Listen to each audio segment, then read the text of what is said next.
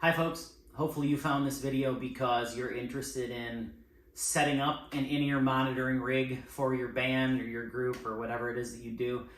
Or you're just curious how it's done, or maybe you're already doing it and you're looking for different ways to do things. My name's Kodey. I play in a Madison, Wisconsin Bluegrass band called Soggy Prairie. And about 2 years ago, we were fortunate enough to get a grant from our local arts commission, the Dane County Arts Commission. And we were able to invest in this in-ear monitoring rig that you see next to me. Well, most of it. It's not totally put together. We're kind of going to put it together.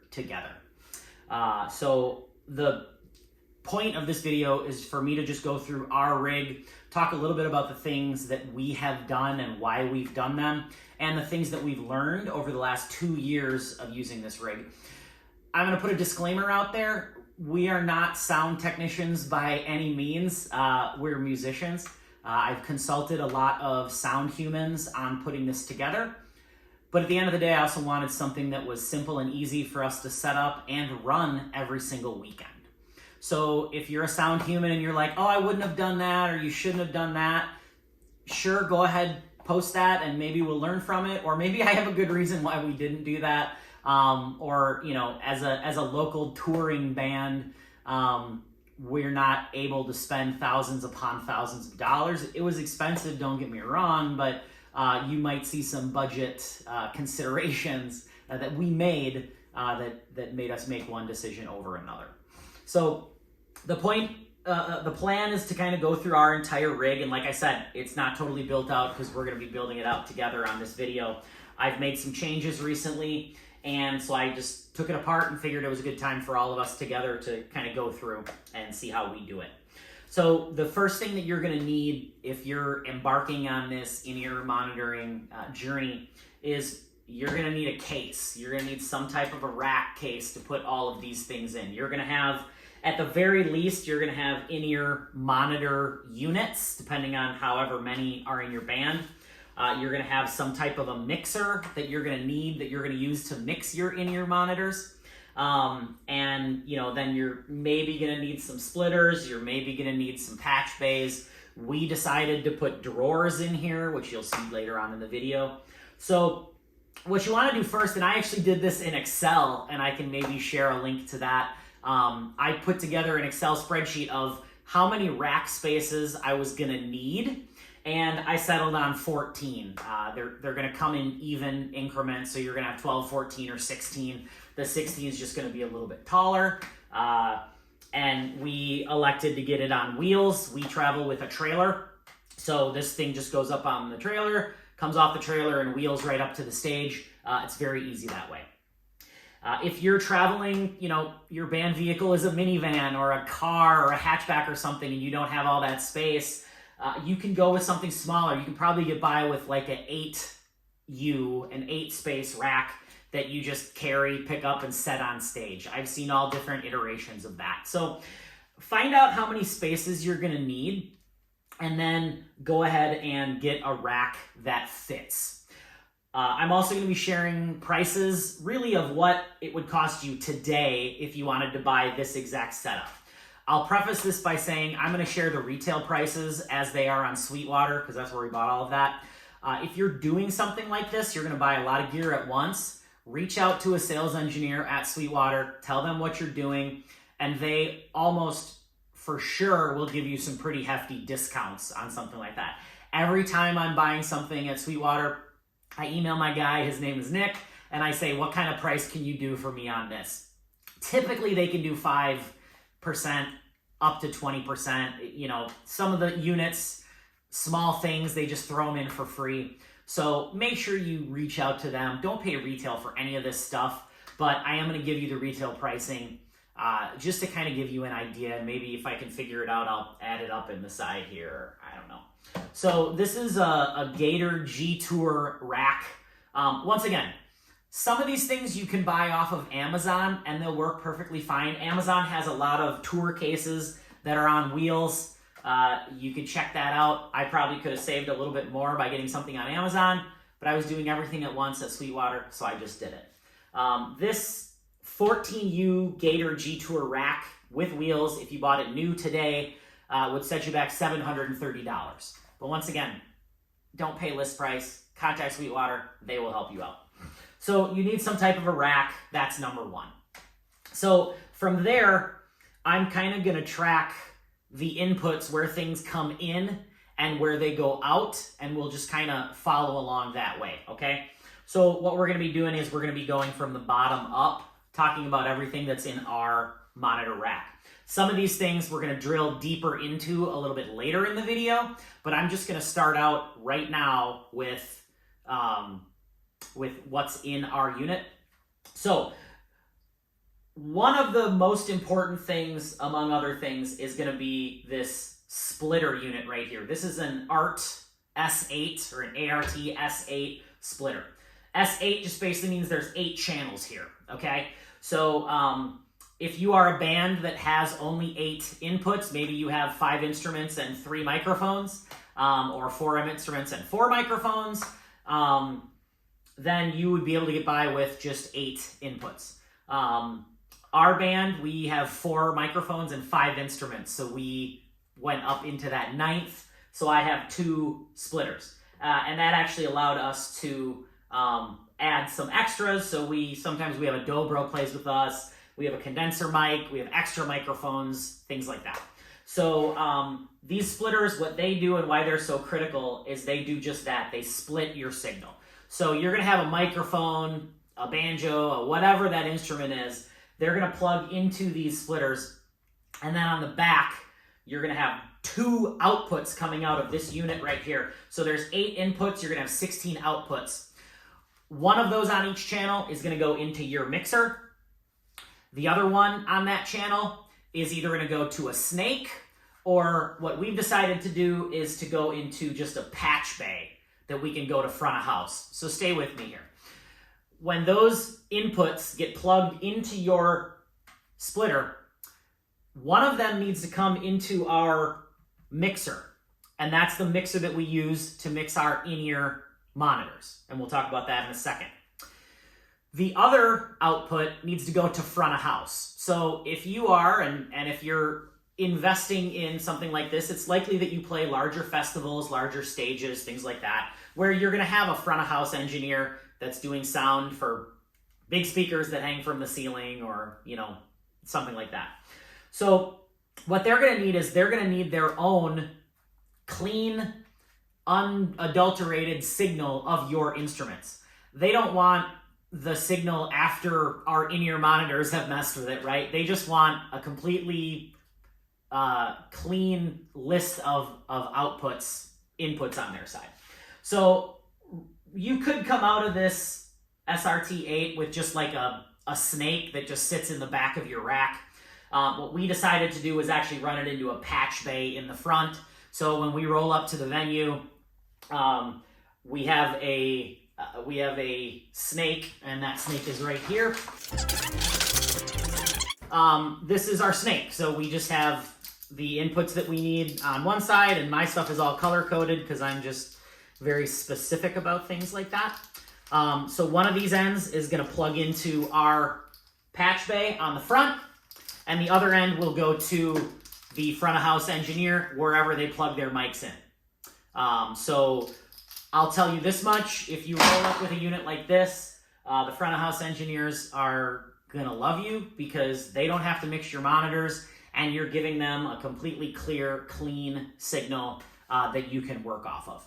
So we're gonna look at these a little bit more in depth in a moment when we go unit by unit. But for now, I'm just going all the way through to show you everything that you need. The ART S8 splitter, if you bought it new today, would set you back $320. So we have 2 of them, $640. Don't pay retail for this stuff, folks, but that's about where you're at for those 2.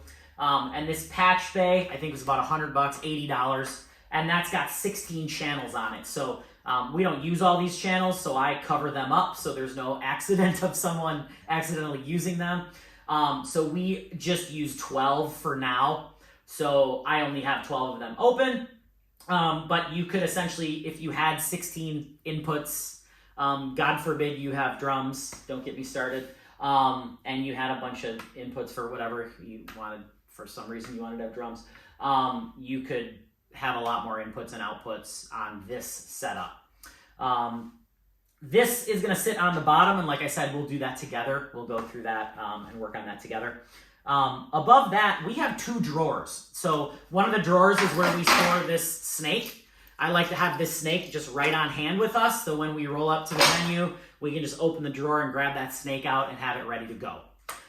The other drawer is where we actually keep all of our in-ear monitor packs, so the things that are going to sit on our belt, and then the headphones that plug into that. So we're going to have all of those units right there. We also keep extra batteries in there, a couple extra odds and ends. I try to not let it become a junk drawer, but that's what we decided to do, to have those two drawers there. The next piece that you're going to find here, and probably the most important piece of this rig, is going to be some type of a mixer. So the signal, one of the signals that comes out of your splitter needs to go into a mixer, because you need to mix that for your in-ear monitors. If you start to notice touring bands, smaller regional-ish touring bands, not the big, huge ones, I would almost guarantee that they will have the Behringer X32 rack unit mounted in their in-ear monitoring rig. I would almost put money on it. If you start to notice those smaller venues, those touring bands that are coming through town, they almost surely will have this unit. I don't know why, probably because it works. It gives you tons of outputs, and it just does what you need it to do. So one of those units coming out here will go into this unit, and then you'll use an iPad to actually mix that. We'll show that a little bit later. I'm going to actually spin this thing around and show you how to plug into all of this stuff. Moving up the rack, you're going to see, the price on that, if you wanted to buy it today, is going to set you back about $1,700. So this unit right here is going to be the most expensive piece of this entire rack, but it's going to be the most important. Now, when you're choosing this rack, we have 5 musicians, and I wanted to do stereo for all those 5, so that's 10 outputs. So you have to find a mixer that has 10 outputs. There's a smaller version of this X32, I think the X16 maybe, that has 8 outputs. So if there's only 4 of you and you want stereo, that'll work. If you don't care about stereo for your monitor mixes, meaning you can set them differently or you can't, then you can go with that. So find the mixer that's going to work for you. I would highly recommend investing in the X32 if you can, but find a rack-mounted mixer that has enough outputs for you that can be used wirelessly, that's going to fit your needs. Going up from there, you have probably, I know I said this was the most important, but this is an in-ear monitoring unit, the in-ear monitors themselves. So these are the transmitters. We went with the Shure PSM 300. I think it's like the second to lowest entry level, one above entry level, you could say, for Shure for in-ear monitoring. So we have 5 of them, obviously. There are 5 of us. So we have 5 units, and those are all mounted here. They're really nice. You can mount them side by side. So, there's only 3 spaces that 5 units are taking up because they mount side by side. This bottom one, this is just a blank plate here, which Shure will give you, so you can mount that up. If we have a 6th person join the band, or maybe we put like a wireless microphone or something in here, we have this extra unit here, this opening to be able to set that up. And then above that, going back to those PSMs, each of those new today would set you back about $750 each. You see we have 5 of them. So that's another pretty large cost when it comes down to it of your in-ear monitoring rig. And then going all the way up to our top, on this side, you're going to see our power conditioner. So of all the things that are plugged in here, all 5 of these units are plugged in. The mixer is plugged in. And then we also have a wireless router that's going to be plugged in. So that's going to be 7 things that are all going to be plugged in. So you're going to want some type of a power conditioner. So there are tons of different types of these. I think this one was about $100. And they come with all different types. This one actually has a voltage readout on the front, so you can see what kind of voltage you're getting. It also has these pop-out lights. These are lights that, you know, if you're in a darker area and you pull out those drawers, you can kind of see what's in there. And it does have a plug on the front. Sometimes someone's, you're charging your laptop, or someone's charging a phone or plugging something in here. So I like having that unit, or that plug on the front here as well. So that's everything that's mounted on the front. And then on the back, we're going to go ahead and spin this thing around, and we're going to talk about what is on the back of side of this unit, and the way that we work. And then we're going to dig a little bit deeper into the actual individual units. So stick around, and I'll be right back.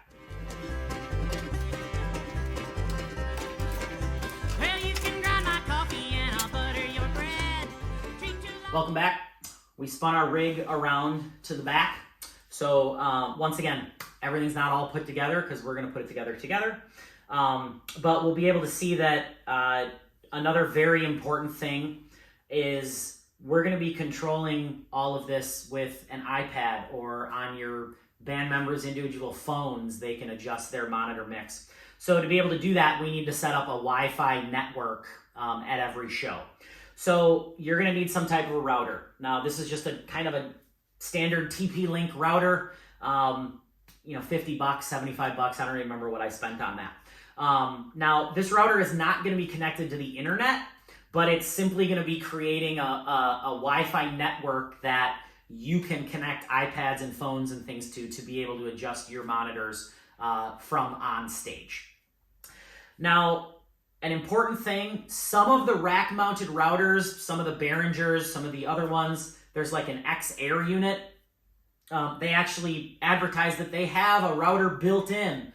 For whatever reason, nobody likes any of those built-in routers. Everybody that gets those, they end up getting an external router anyway, because these things are so cheap and those built-in routers just do not work very well. So if you find like the X-Air, or you find a mixer that comes with onboard Wi-Fi, I'm going to highly discourage you from using that, and suggest that you just get a simple router that'll be able to broadcast Wi-Fi locally, so you can adjust things.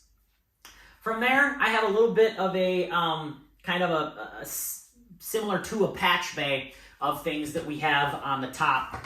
So another important distinction for our band is that while we do play some of those festival shows where someone is mixing front of house for us, we still do play a lot of breweries and wineries and local gigs and things like that where we're actually mixing our own front of house speakers. So in order to do that, we need some sends to a speaker that's out in front of the stage. So for that, I just have these setups on the back, and these are coming out of the mixer, and this is where we would just plug in to a powered mixer that's out on the other side.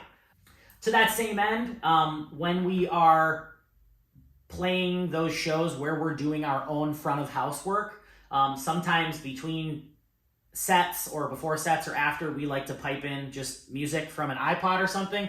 So we just have the cable here that plugs into your phone, and we can just plug in back here, and this will allow us to play music from a Spotify playlist or something like that. So we have those set up there.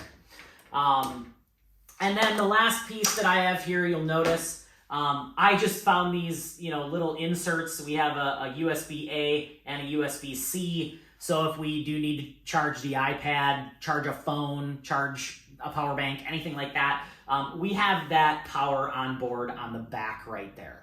So that's just kind of the setup that we have done and what works for us. So from front to back, that's everything that is entailed in our unit. What I want to do next, and now that I've turned this around, you can kind of see a little bit of what we have going here. The snarl of cables that's meant to look fairly nice on these splitters. This is just backside of those splitters, and we're going to drill in a little bit and look at those. So stick with me. We'll do that next. All right, so I'm getting behind the camera now, and I want to show you the back side of this rig. So you're gonna notice this is just the back side, and I'll turn it around one more time. This is that ART S8 unit. So if we really drill down into the front, we're gonna see this is one of those units, right? And I've heavily labeled them and color coded and everything like that. So you can see this is our fiddle vocal channel. And then let me get a nicer pointer here so you don't have to look at my fingernails. So you're gonna see a couple things on this particular unit. You do have a decibel boost. If you wanna use that, you can press that in and get a boost there. And then as with any audio units, you're gonna have a ground and lift. So if you are getting a little bit of noise, you can just go ahead and tap that button, ground lift, and tap that out. So once again, as you can see, you have one input on each of these. You can see there's about 2 spaces that are being taken up there. So you can see that's what that is. So let's spin this sucker around again, and we're gonna look on the back of this unit.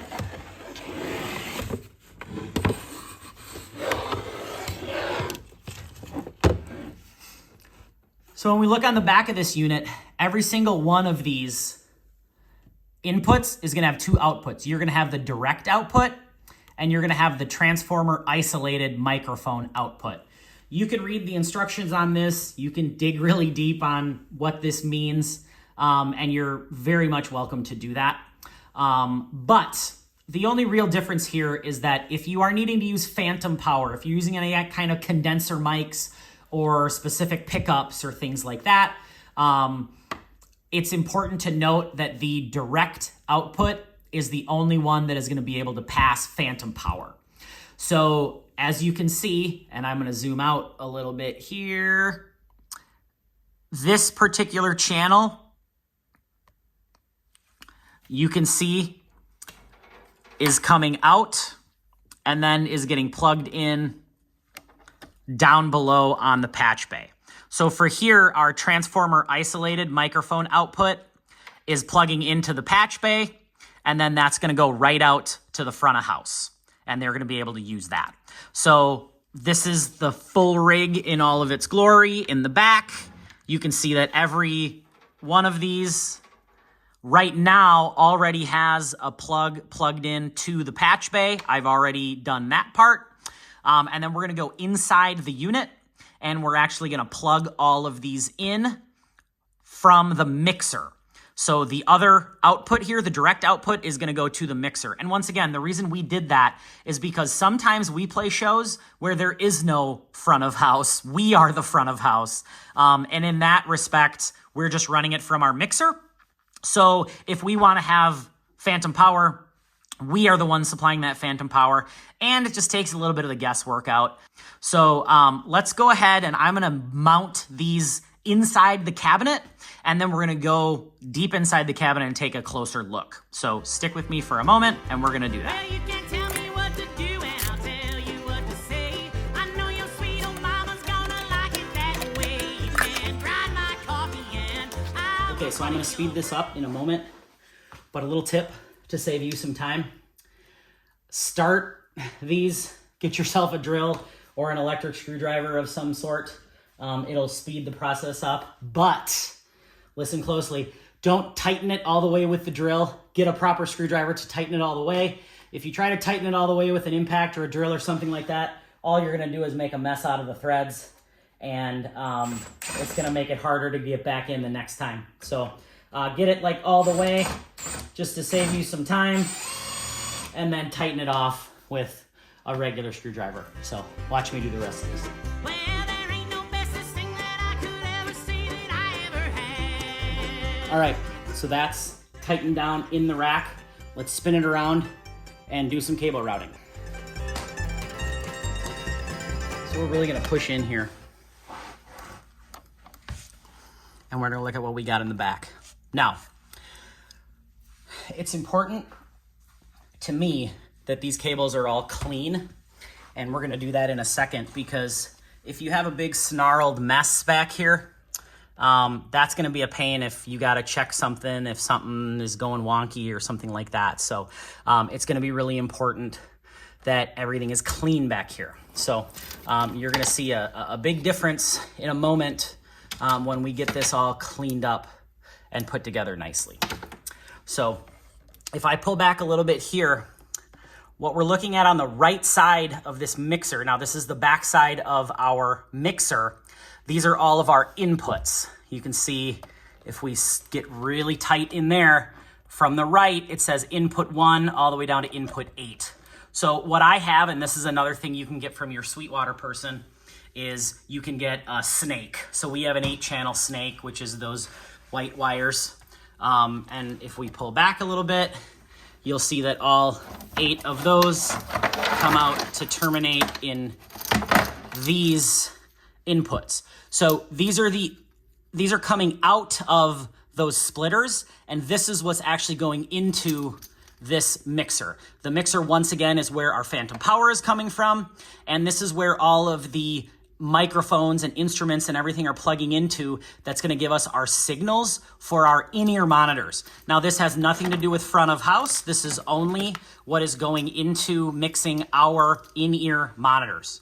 So you can see I have my 8, and then I have my 4 additional, because we have those 12 inputs that we talked about. These are just 4 XLR extra cables that I had that I put together. So let's go ahead and get all of those plugged in. And once again, I'm going to try to pay attention to how we can keep this clean the whole time that I'm doing this. So, I'm going to be using zip ties and Velcro straps and things like that to make everything look clean. And I think when we're done, you're going to say, oh my gosh, this is the cleanest thing I've ever seen. And I hope you give us tons of great comments on that. So let's spin back a little bit, and we are going to watch everything get plugged in here.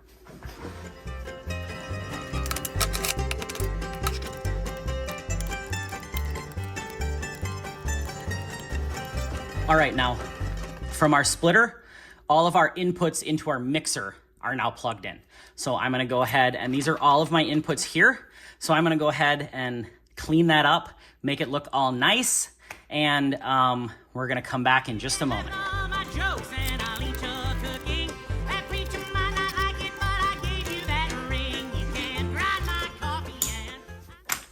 All right, so see how nice that looks? Now I have all of my inputs coming from my splitter going into my mixer. You can see I still have 4 more XLR inputs if I want to use those. But now I have everything cleanly kept up and out of the way. I also was able, you can see down here, I mounted all of the power transformers for the actual in-ear monitor units themselves. Mounted those nicely, clean down here, right where it needs to be. So the other piece that I didn't really talk about, but I will here, is the outputs. So I talked about all of the inputs, everything that's coming from where we're plugging our instruments in. But on the back of this mixer on the left side, you're going to see all of the outputs now. So you'll see down here, if I can clean this up a little bit, these are all of our outs.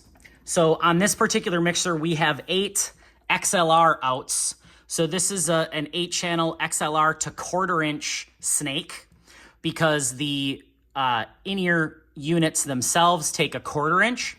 So once again, this is coming out of this mixer and going to our in-ear monitoring units. So we have our first 8 that are on XLR, and then we have the next 2 that are these 1/4 inches that are going to the bass player's in-ear unit, because for whatever reason we just picked him. And then we have this left and right here, 5 and 6 are what are going to our front of house. So you're going to see we have all of these units. And then the RCA jack, this is where we have the music. So when we play the music that's going in, and I actually did that wrong. These are inputs. That's why we're doing this together, folks. These are inputs, because that's going to be coming from that iPad.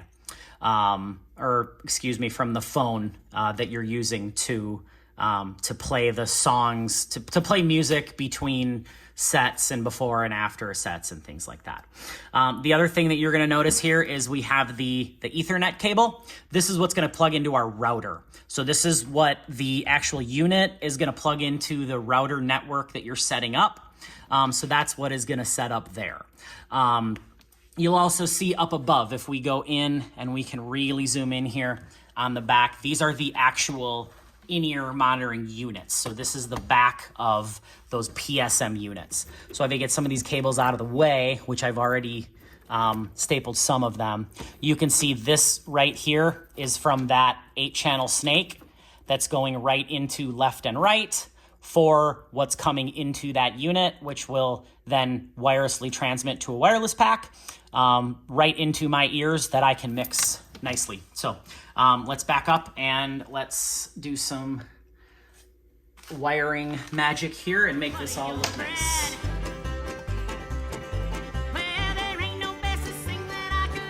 All right, so we have a pretty clean looking unit back there. You can see we have full access to our mixer. These cables up here are all out of the way. If I need to get in and mess with something, I can see all of that. Next, we're gonna put on our back plate. I have this nice plate, which I showed you a moment ago. We actually have our router mounted onto one of these rack plates that you can get. So go ahead and get that mounted on real quick. Important point here. On your router, you're gonna see that there's a couple different ports. You're gonna see the blue one is a WAN port and the orange ones are LAN ports. You wanna make sure that you're plugging your mixer into the LAN port. The WAN would be if you had internet coming in. That would be like coming from your cable company that gives you internet. That's where you would plug that one in. If you plug it in there, that's gonna be the wrong one and it's not gonna work. So don't do that. And then I have just another little plate here that I like to put just to kind of keep things extra clean. I don't know where I want to put that one. Maybe I'll actually put that one up there.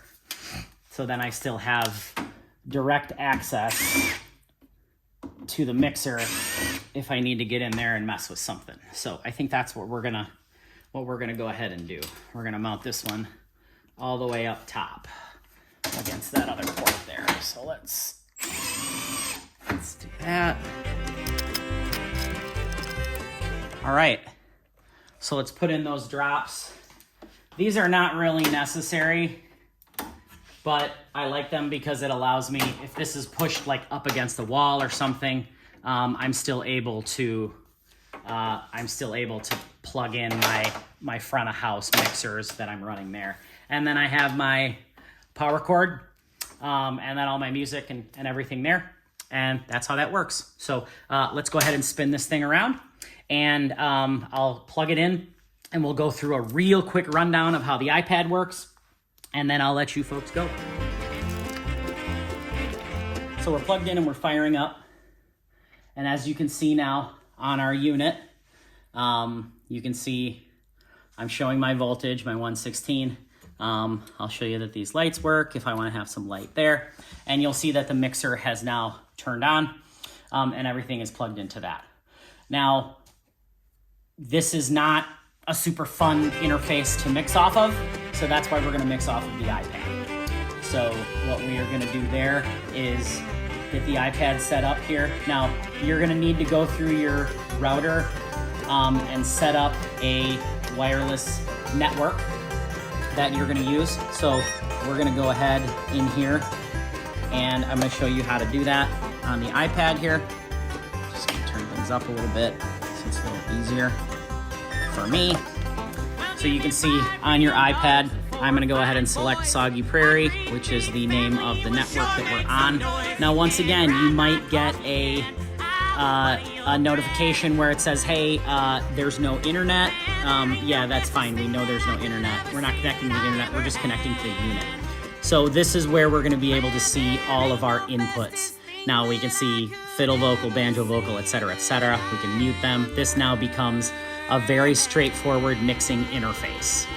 Now, if we're mixing for front of house, all of these sliders right here are going to control that front of house mix.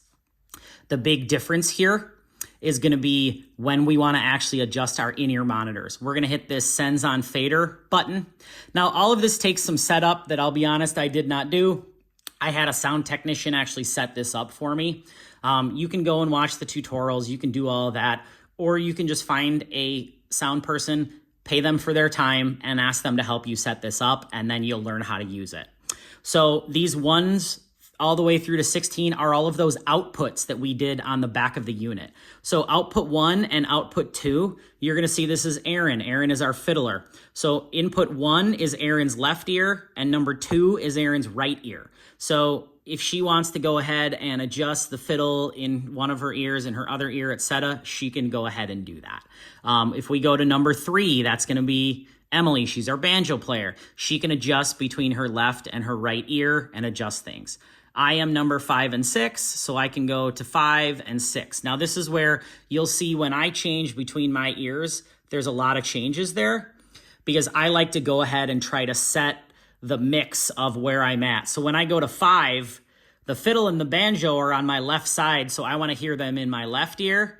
But when I go to the right, the mandolin and the bass are on my right ear, so I want to hear more of them on the right side. So you'll be able to do that there. And then if you go back, you have all of your sends. If we go to that aux channel, this is the music. This is that if we plug in, a phone to play music between sets and things like that, that's how we run that. And then the mix main, this is where we run our main sound. So this is that if we're running our front of house, that's where we're going to go ahead and do that. I want to thank you folks if you hung around this long. It took a lot of work and a lot of time to put this together, but it's honestly so amazingly worth it. From, having the patch bay for the front of house sends, the splitters, and really just the amount of clarity that you have in your individual mix on your in-ear monitors. There's other videos telling you whether or not to use in-ear monitors versus wedges. This isn't one of those. You've already decided you want to go with in-ear monitors. That's why you're here. Hopefully you're still not debating. But there's a lot more that we can talk about here, but this is just kind of a quick and dirty rig rundown of everything that Soggy Prairie uses. Hope this has been informative and helpful. If you got any questions, reach out, let me know. Throw a comment down there. Reach out to us on Facebook, Soggy Prairie. I'll get all of the messages there. And from there, good luck with this. The other thing I would say is if you can find a sound person that you trust that can help you out. We don't make enough money that we can travel with a sound person or have a sound person. I wish we could. That would be great and would really elevate things for us. Or maybe like a college kid that was studying music production, that would be great too. But one thing that we've leaned on is Tim Young from Little Owl Productions. Shout out to Little Owl Productions here in Madison, Wisconsin. I just shoot him messages, say, hey, what do I do for this? Can you help me with this? He's been really, really receptive, really, really helpful. Once again, make sure you're always compensating these folks for their time. They've put in a lot of work learning their craft, and they deserve to be compensated for that. So that's the last piece that I'll share. Good luck in-ear monitoring, and we'll see you out there.